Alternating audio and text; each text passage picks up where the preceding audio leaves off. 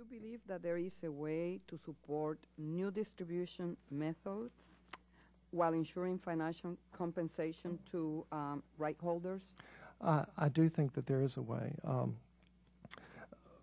What we need to do is make sure that we allow for the development of premium content delivery networks.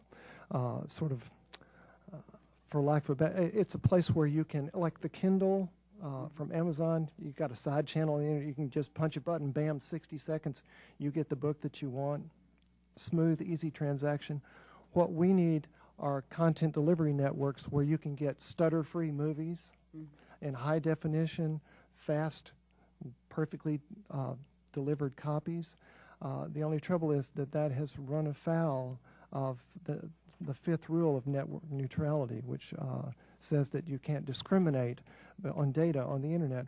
Well, this is actually, I'm being discriminated against when you say that I can't take my content and partner with an ISP to deliver premium content that's faster and better.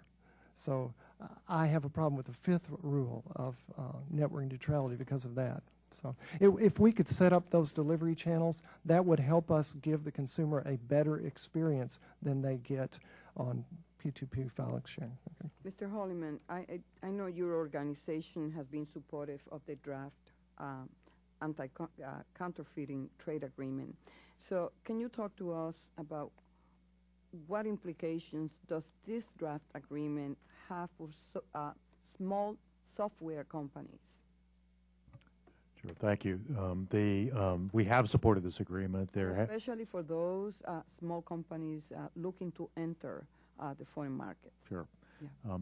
At the heart of this proposed agreement, and it's still a negotiation, so we haven't seen what would be a final text, it would, one, not require any changes to U.S. law. I mean, again, we have strong, effective intellectual property laws. Not perfect, but they can be improved in enforcement, but strong laws.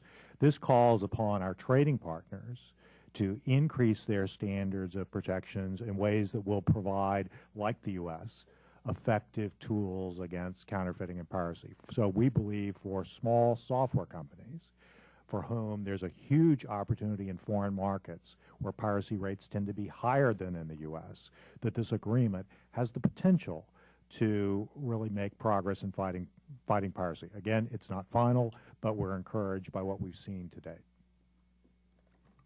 Do you see any will and desire from foreign countries to support this type of agreement? What will be the economic benefit for them?